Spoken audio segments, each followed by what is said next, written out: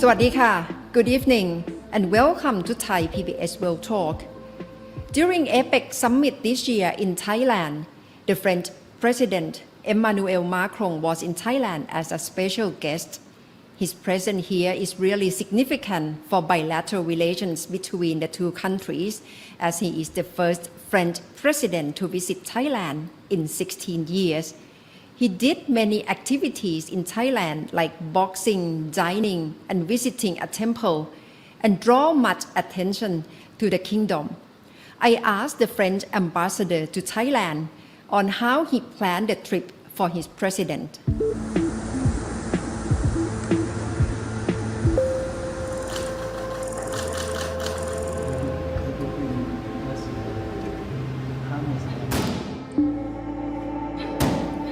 Your Excellency Ambassador Thierry Martou, thank you very much for joining me. Thank you very much. I'm very happy to have you at the French residence. During President Macron's visit to Thailand last month in November, he brought about main highlights about Bangkok and Thailand, food, Chinatown, boxing, Wat Po, and many things about tourism industry in Thailand. Can you tell us what the plan happened and how did you coordinate the plan? So, first of all, I have to say that it was an historic visit. Historic visit because it was the first time a head of state and government from Europe was invited to APEC Summit since the creation of APEC in 1989. It was also an historic visit because the last visit of a French head of state in Thailand was in 2006. What was important during this visit was to reach out to different levels, let's say, of the international scene and of the public in Thailand. International scene, obviously, it was the summit, APEC Summit. So it was an opportunity for France to highlight what we call our Indo-Pacific strategy, which is, very important. And the second aspect was to, develop our relation with Thailand. And in doing so, it was important for our president, as I said, to reach out to different levels of the society. So this is why we articulate in the program different sequences, boxing, because, Muay Thai is very important for the people in Thailand. So our president was very interested to, discover this sport. It was also very important to pay respect, to Buddhism. He visited, Wat Po. And at some point, our president liked to improvise. So after, the gala dinner of APEC, he told me, I want to walk. I said, okay. So we went, to Chinatown. And informally, it was totally improvised. Informally, we walked around street foods.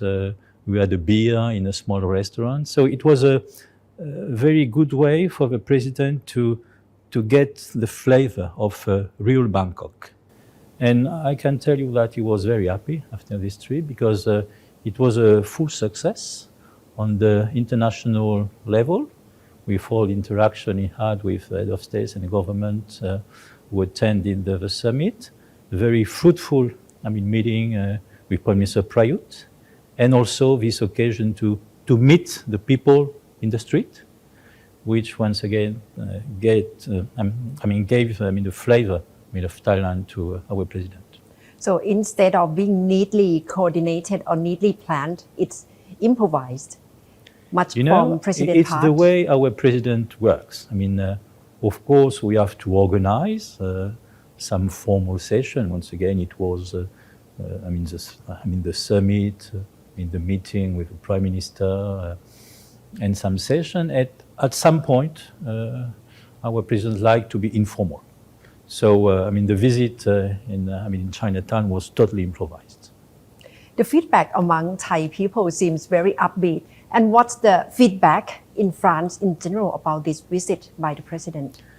Well, first of all, I would like to tell you about the feedback of the president himself, because it was his first visit, to Thailand. And he was totally convinced by the importance to focus on our relation with this country. So as I told you, we few years ago, we decided to implement this Indo-Pacific strategy, which means that Asia and the Pacific are at the top of our agenda. Of course, it's important to develop relations with the big players, Japan, India. But Southeast Asia is really the core of Asia. And in this region, there are some countries like Thailand where we have to deepen our interaction, our relation. So he was really convinced that coming to Thailand was important. And after his trip, not only because he had this very fruitful exchange with the Prime Minister, but also the contacts in the street, he was very happy. And of course, the feedback on our side in France was very interesting because, well, we are used to see our president without a costume or in the street, but seeing him like this, in Bangkok was a nice image we would like to show to the Thai people. The origin of this trip, the president, France is not formal member of APEC. No. Is Thailand invited or it's the request from the president to join as special guest? It's both. To Thailand. Our strategy in the region is really to tell to all the stakeholders in this big region that we are not an observer or a neighbor, but that we are part of the region because 80% of our exclusive economic zone is in the region. We have interest in the region in terms of politics, economy, culture. So we are part of the region.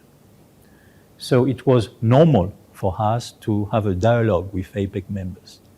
But at the same time, it was up to the Prime Minister of Thailand to decide whom he wanted to invite.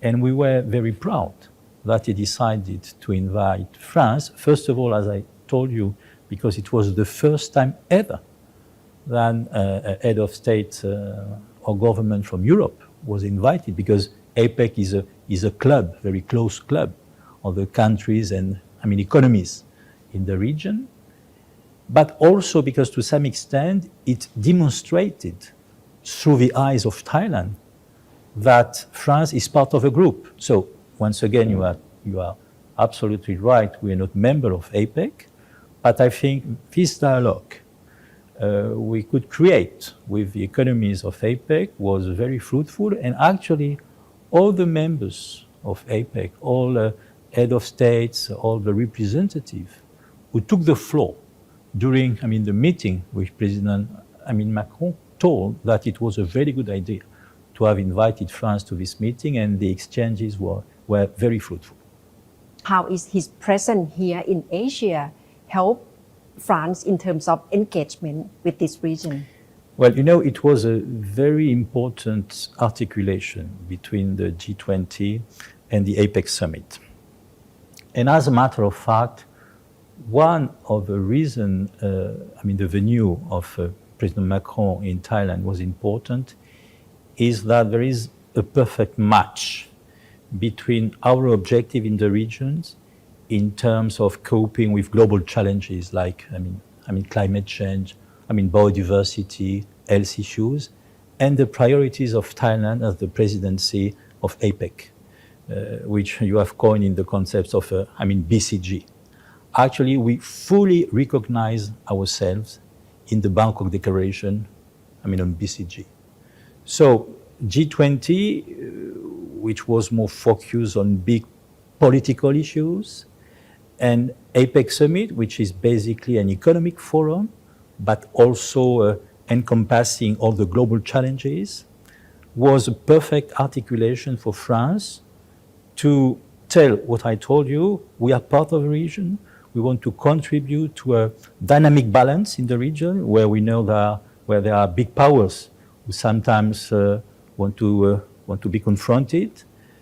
And once again, we want to work with all the stakeholders, and especially on those global challenges which are so important. Is the idea of France's engagement in Indo-Pacific strategy, the blueprint of Indo-Pacific strategy, come from you?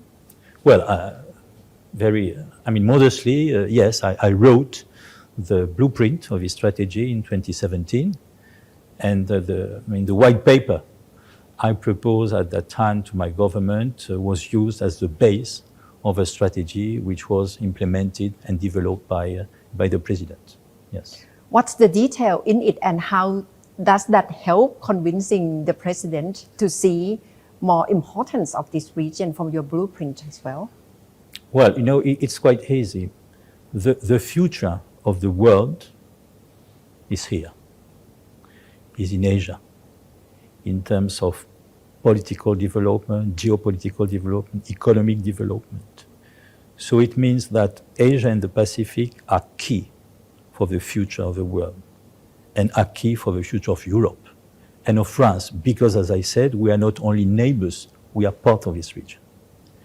So far, we have very good relation. We had very good relation with all the stakeholders, from China to, all the countries.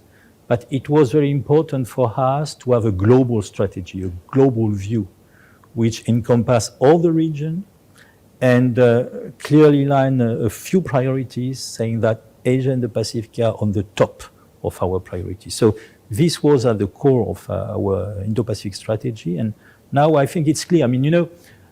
Till this visit, some stakeholders in the region could have a feeling that France was focusing, mainly on what I call the big stakeholders, India, Japan. No, Southeast Asia is key, and the opportunity which was, given to the president to go first to Indonesia and then to Thailand was an illustration of the importance Southeast Asia is and will have in our strategy.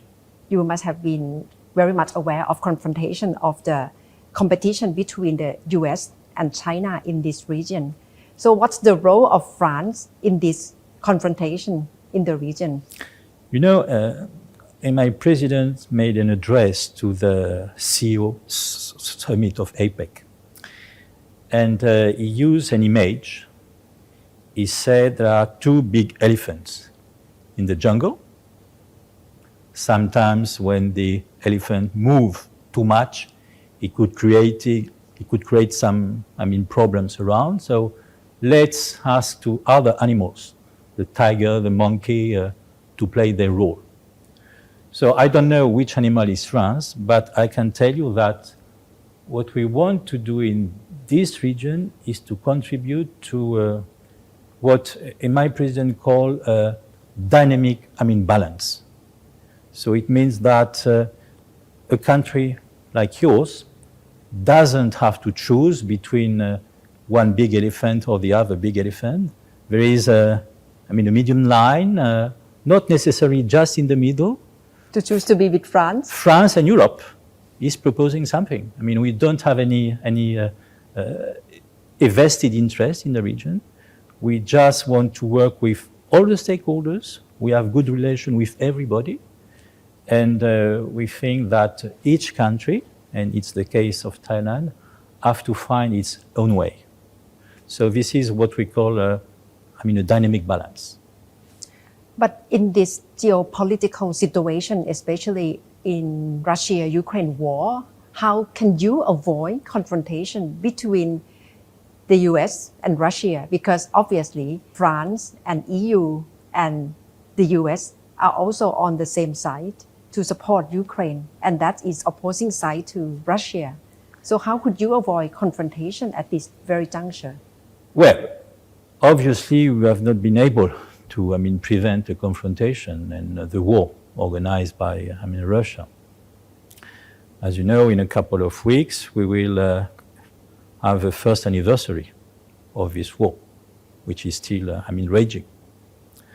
As a matter of fact, my president had several talks during the last week with the president of Ukraine, and it was the opportunity to insist on the solidarity of France with Ukraine, to tell to the people of Ukraine that we will stand by them till the sovereignty and integrity of Ukraine is back.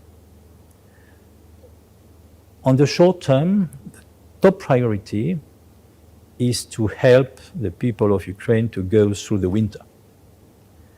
We all expected that because of winter, we could see some kind of a suspension of the war, which is not the case. The Russians are still, bombing Ukraine. They are targeting infrastructure and civil population. So this is the reason why, yesterday, we organized in Paris two conferences. First, a conference was about the solidarity with the people of Ukraine, to give them access to basic needs, water, electricity, because you have to realize, and your viewers have to realize, that at the moment the Russians are bombing infrastructure just to prevent the people in Ukraine to have access to electricity, heating. Now in Ukraine it's -5, 10, and in the coming months it will be worse. So we have to help the people of Ukraine. Your country is also helping. And as a matter of fact, during this conference yesterday, it was announced a donation of 1 billion euros to help the population. The second conference was also chaired by my president and the president of Ukraine, to think about the resilience and the reconstruction of Ukraine on the long term. So these are the priorities. And of course, it was also the occasion for France to support the 10-point peace plan proposed by the president of Ukraine. So we totally support this initiative. But once again, we call on Russia to stop this war. This war has consequences not only in Europe, not only in Ukraine, it has consequences everywhere, including here, in terms of economic consequences. So our priority now is to stop the war. Do you still believe in the role of diplomacy to help ending this war? Of course, and it's the reason why President Macron still maintains open the channel of discussion with Moscow. It's very difficult because so far we don't have much results, but at the end, Ukrainian and the Russian will have to be around the table of negotiation. The moment to be around this table will have to be decided by the Ukrainian, and we will fully support. But indeed, the solution has to be diplomatic, not war. Regarding bilateral relations between France and Thailand, the visit of President Macron in Thailand, how does it help your mission in Thailand? Very important. This visit happened only 9 months after Deputy Prime Minister Don went to Paris to sign a roadmap on the bilateral relation 2022-2024, with the objective to upgrade our relation to a strategic partnership in 2024. So only 9 months after this signing, our president decided to come to Thailand. So as I said, he had very fruitful discussion with Prime Minister Prayut to focus on this objective and to implement our roadmap. So it was very helpful. And this is not your first time in Asia. You did PhD in political science and Asia studies, and you were in China, Myanmar, Philippines, and Thailand right now. So how does your knowledge about Asia help you in your role as ambassador to Thailand? So as you said, I was posted in China for 15 years. I was also ambassador in different countries in the region. I'm also very interested, so far, much more as a scholar, to India. Having this broad perspective on the region led me to propose the strategy we just discussed about. And as I told you, I was convinced that Southeast Asia is really at the center of everything.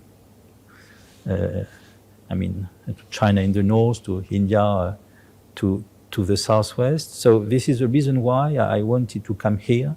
And I'm deeply convinced that this region and this country, especially Thailand, is key for us.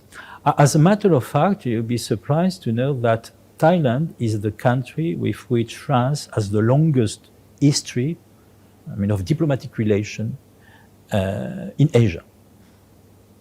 But for many reasons, it may be because we don't have issues, we needed to put more flesh around the bones. So this was my mission when I arrived here, and I had 3 objectives. The first objective was to institutionalize more our relation. This was the reason for this, roadmap. So now we have a clear, roadmap, very, very concrete. Let's say 2022, 2023, 2024. This is the list, the shopping list of what we have to do to upgrade our relation. First objective. Second objective was to bring my president here. Done. That's mission done. And the third objective is to try to change the history, the image of our relation. I explain to you. When we think about Thailand in France, usually we think about tourism. That's fine. It's a great country. When you think about France in Thailand, you usually think about luxury products and gastronomy. That's fine. But it's not enough. So this is the reason why we propose in the framework of the roadmap to organize next year the year of innovation, France-Thailand Innovation Year. This will be the opportunity to highlight the fact that France and Thailand are nations of creativity, of technology, of industry. So we will organize throughout the year many events, public events, more close events, economic, cultural, scientific, on this concept, innovation. We will start on the 26th of January with a big event focused on space, because as a matter of fact, as you know, in February or March, France will launch the satellite ETIOS-2 for Thailand. So there is a close interaction between France and Thailand in the space industry. So we also took the example of space because it speaks to the mind of the people, especially to the young generation. But once again, what I would like to try to do, very modestly, is to contribute to a change of a set of minds. When you think about France, it's fine if you think about, gastronomy and luxury products, but you also have to think about a nation with high tech, and same when we think about, your country. So a new framework of a relation, high-level visit, and as a matter of fact, in the coming months, you will see other visits at the ministerial level, in Thailand, and a new mantra for the bilateral, relation are the 3 objectives of the French embassy, and we are quite happy to move forward step by step. So what will keep you busy is to accomplish those shopping lists in the first category. Absolutely, you told me. And to be sure that the innovation year will be a success. So far, have you finished quite a lot already from your shopping list? Well, as I said, we succeeded to sign the roadmap at the beginning of this year. We had a visit of our president, and I can tell you, 2 years ago, when I told to some friends and some colleagues we will try to have a visit of the president, they said, no way. We had a visit of the president, so this is done. And as you said, now we have a shopping list, and we are very eager to implement all items in the shopping list. I'm sure you must have to update situation in Thailand. So far, can you encapsulate for us what's in your report when you say about Thailand? It's a fascinating country. Even politics are fascinating. Next year you will have elections, so we follow this with great interest. I don't have, a crystal ball, so we will observe and see what happens. But I must say that we have a very good relation with this country, with all the stakeholders, and I'm very confident about the future of the relation between France and Thailand. On top of your diplomatic mission, you're also an expert in Tibetan studies. How do you divide your time, and do you have time to travel to Tibet or Himalaya? Or to travel, no. Not now, essentially because of the COVID. As far as my time, yes, I sleep only 4 hours a night, so I can focus during the night. And my next trip, yes, I hope I will be able to go to Bhutan in a few weeks. Yeah. And so far, have you learned enough about Thailand already? What else do you like to know more about the country? No, the more I live in Asia, the more I am modest. So I learn every day. My last question is, with Myanmar, we are also focusing very much from ASEAN perspective that it's very much responsibility of ASEAN as well. I'd like to hear what's your take on Myanmar crisis, because you were in Myanmar before. Yes, I was ambassador in Myanmar for 5 years. Of course, the situation here is very bad, and it seems to me that it becomes worse day after day. So we fully support the 5-point consensus in the framework of ASEAN to try to find a solution. But I'm afraid in the current situation, it's very difficult. But Europe and France, once again, is fully supporting ASEAN and Thailand, because you have a, let's say, a special situation because of your location as a neighbor of Myanmar. Well, if you have specific ideas, initiative, we will always support your country, because once again, the situation there is awful. As a matter of fact, I have a special thought for Daw Aung San Suu Kyi, who is a very close friend of mine. Her husband was my mentor, in Bhutanese studies. I know Daw Suu very well, and I think about her.